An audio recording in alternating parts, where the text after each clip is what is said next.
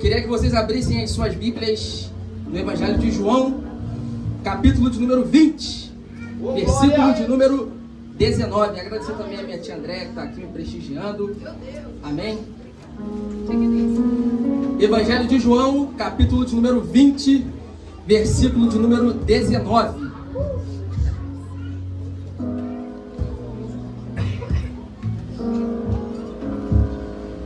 Se você não tem uma Bíblia à disposição, compartilhe com alguém que tenha. Amém? Quantos acharam? Ao cair da tarde daquele primeiro dia da semana, estando os discípulos reunidos a portas trancadas, por medo dos judeus, Jesus entrou, pôs-se no meio deles e disse: paz seja convosco. Pode se sentar. Isso, Jesus. Feche seus olhos, curva a sua cabeça. Senhor Jesus, te damos graças por esse momento, meu Pai. Senhor, eu sou totalmente dependente de Ti e do Seu Santo Espírito. Que a partir de agora, Senhor, o Senhor possa transmitir aos corações aquilo que o Senhor me revelou através da Sua palavra, meu Pai. Em nome de Jesus, amém. A Bíblia diz, em Isaías capítulo 9, versículo de número 2, que o povo que estava assentado em trevas, o povo que estava em trevas viu uma grande luz. Essa mesma passagem é usada pelo evangelista Mateus, como foi lido aqui no início, no capítulo 4 e no versículo 16. Só que a profecia sofreu uma variação. Em Mateus capítulo de número 4, versículo de número 16, a Bíblia não diz que as pessoas estavam em trevas. A Bíblia diz que as pessoas estavam assentadas em trevas. É uma diferença sutil, mas o texto, o evangelista, quer nos dar uma profundidade no assunto. Existe uma diferença entre estar em trevas e estar assentado em trevas. Quem está em trevas consegue se mover. As pessoas que estão em trevas, basta uma luz para que elas sejam direcionadas e iluminadas. No tempo do profeta Isaías, as pessoas estavam em trevas. Anos depois, no tempo de Jesus Cristo, as pessoas estavam assentadas em trevas. E eu fiquei me questionando e perguntando ao texto. Eu sempre gosto da frase que diz: quando falamos com o Senhor com a palavra fala conosco sobre o Senhor. E a palavra me mostrou a diferença entre essas duas situações. Pessoas que estão em trevas, como já foi dito, basta que uma luz ilumine o seu caminho para que elas tenham uma direção. Mas as pessoas que estão assentadas em trevas estão em um nível de prisão mais profundo. As pessoas que estão assentadas em trevas estão acorrentadas por elos. As pessoas que estão assentadas em trevas estão cativas. As pessoas que estão assentadas em trevas não conseguem se libertar.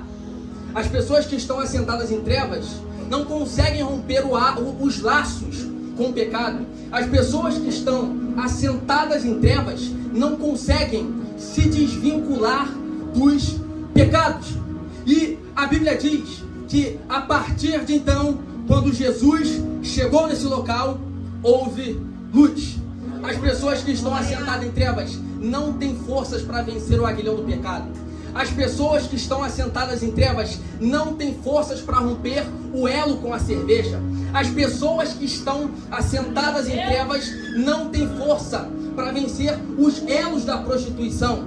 Mas existe uma boa notícia. Qual, pregador? 1 João, capítulo de número 3, versículo de número 8.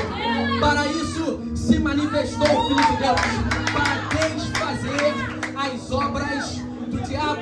A Bíblia diz em Gênesis capítulo 1, versículo 2, que a terra estava sem forma e vazia. A terra estava o quê? Sem forma e vazia. A Bíblia continua dizendo que haviam trevas sobre a face do abismo, mas o Espírito de Deus se movia sobre a face das águas. Como bom questionador da palavra e como bom pregador, eu perguntei a Deus: o que o seu Espírito fazia em um local sem forma? O que o seu Espírito fazia em um local vazio?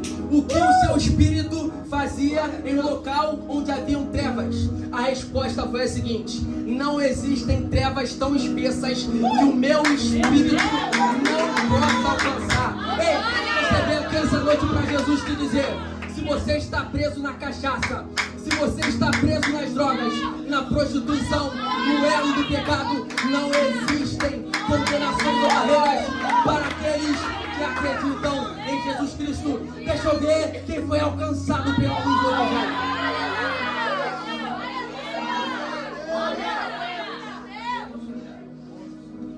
A Bíblia diz que Jesus principiou os seus milagres e os seus sinais em Caná da Galileia. Quem não conhece o Evangelho de João, no capítulo 2, quando ele transforma a água em vinho? Quem não conhece o milagre de Jesus, quando à distância ele cura o servo de um centurião? Quem não conhece o milagre do filho da viúva de Naim, o encontro entre os dois primogênitos, um vivo e destinado a morrer, outro morto e destinado a viver? Jesus, nos evangelhos, realizou em torno de 35 milagres. E não só os milagres, mas os sermões de Jesus geravam muita indignação nas pessoas daquela época, especialmente os líderes judeus, os líderes religiosos. E a Bíblia diz que por 2 vezes os líderes religiosos tentaram matar Jesus. Uma tentando fazer com que ele caísse do espinhadeiro de um penhasco, e outra na sinagoga, em Lucas capítulo número 4, quando foi-lhe dado o rolo do profeta Isaías, no capítulo 61, do versículo 8 ao versículo 10, que diz: o Espírito do Senhor está sobre mim, porque me ungiu para trazer as boas novas aos mansos, anunciar abertura de prisão aos presos e o ano aceitável do Senhor. Depois dessas declarações, a Bíblia diz que os fariseus buscaram matar Jesus. Quando nós continuamos estudando a história do Messias, nós vemos que era inevitável as suas palavras se cumprirem. Em Mateus capítulo número 17, versículo 22, ele mesmo diz que seria chegada a hora em que o Filho do Homem seria entregue nas mãos dos pecadores. Chegamos em um determinado momento da história em que os estudiosos chamam de a Semana da Paixão, a semana que precedeu a crucificação de Cristo, a morte dele no Calvário. A Bíblia diz que na sexta-feira da sua morte, ele foi conduzido ao Getsemane. Getsemane nos originais bíblicos significa prensa de óleo. Em outras palavras, Jesus estava prestes a ser moído pelas nossas transgressões para cumprir Isaías capítulo número 53. E eu fiquei me perguntando, por que em um jardim? E a Bíblia me respondeu: em um jardim o primeiro Adão caiu e pecou. Em um jardim nós fomos destituídos da glória de Deus. Era necessário que o último Adão também passasse por um jardim. Mas qual a diferença, pregador? Depois da queda do primeiro Adão, ele foi condenado a usar o suor do seu rosto para se sustentar. Mas eu amo o olhar clínico de Lucas, em Lucas capítulo 22, porque diz que quando Jesus estava no Getsemane, ele não apenas suou, mas ele suou sangue. O primeiro Adão foi condenado a pagar com o seu suor o seu pecado. E o último Adão, no jardim do Getsemane, começava a nos resgatar com o suor do seu sangue. Jesus te trouxe aqui essa noite para te dizer: não existem mais amarras, não existem mais cadeias, nenhuma condenação lá para aqueles que estão em Jesus. Eu amo Jesus, porque em um momento de frustração, ele ia ficar sem o pai, ele ia ficar sozinho, abandonado. A Bíblia diz que ele decidiu orar. Jesus estava nos ensinando que é melhor estar esmagado nas mãos de Deus do que inteiro na olaria do diabo. Jesus estava dizendo que é melhor permanecer esmagado nas mãos do Senhor, aos pés da cruz, do que direito na olaria do diabo. A cachaça não vai te preencher, a cocaína, a maconha, o lança-perfume, o adultério não vai te preencher, mas existe uma presença do Holy Spirit, o Espírito de Deus, que é capaz de encher o seu ser. Sejam cheios desse Espírito, reajam nessa noite.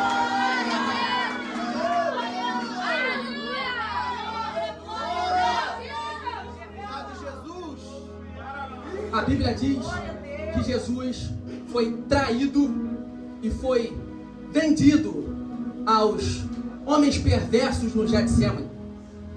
A Bíblia diz também que Jesus participou de 6 julgamentos. Quantos julgamentos? 6 julgamentos. 3 julgamentos religiosos e 3 julgamentos sobre a política. Eu fiquei me perguntando por que Jesus foi julgado religiosamente? Por Caifás, Anás e pelo Sinédrio. Por que Jesus foi julgado por Pôncio Pilatos 2 vezes e por Herodes? E a Bíblia me respondeu, porque Jesus triunfaria não só sobre a religião, mas também sobre a política. Os romanos não sabiam com quem eles estavam mexendo. A Bíblia diz que Jesus Cristo foi entregue aos romanos.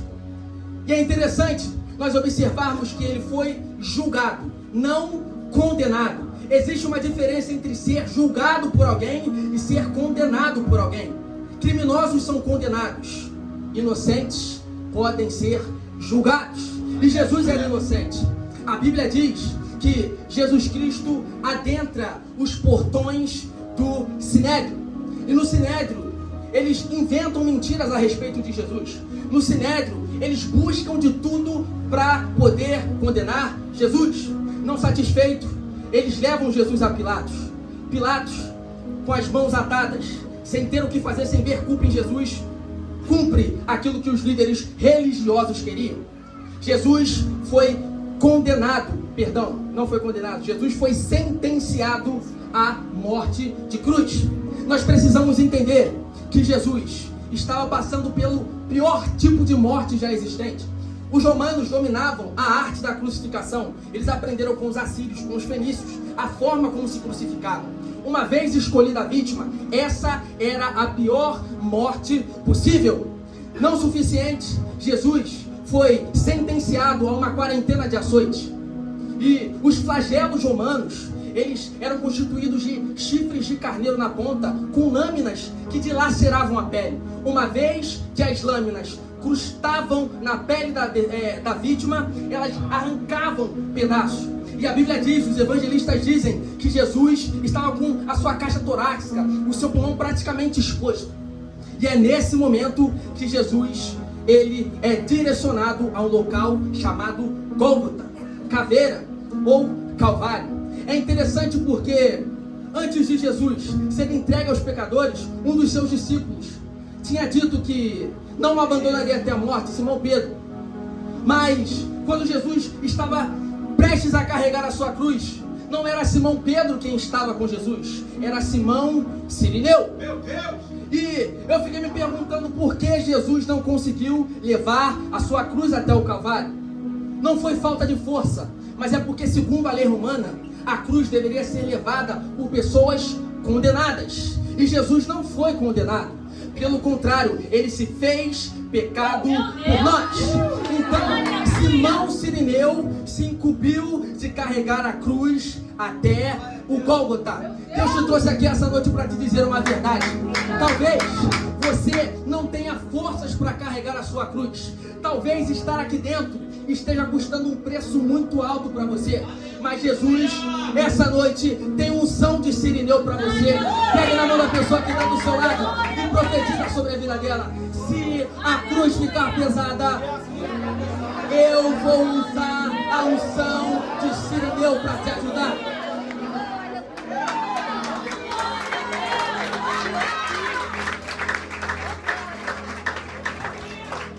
Jesus é conduzido 1,5 km até o Gólgota. E é interessante porque alguns sinais foram precursores da sua morte. Em Êxodo, quando o povo estava prestes a ser livre, a 9ª praga foram 3 dias de escuridão. E a Bíblia diz que antes de Jesus morrer, das 9 horas da manhã até o meio-dia, houveram trevas. 3 dias de escuridão no Egito, 3 horas de escuridão no Calvário. A 10ª praga do Egito foi a praga da morte do filho primogênito. Deus estava dando um sinal aos judeus que o seu primogênito estava prestes a morrer. E nós chegamos no texto que nós lemos. A Bíblia diz que Jesus morreu. Só que ao morrer, Jesus e os seus discípulos também morreram. Porque a esperança estava consistindo na pessoa de Jesus. Se ele não ressuscitasse, as profecias e as escrituras não se cumpririam. Existia um dilema nos discípulos de Jesus, porque a esperança consistia na sua ressurreição.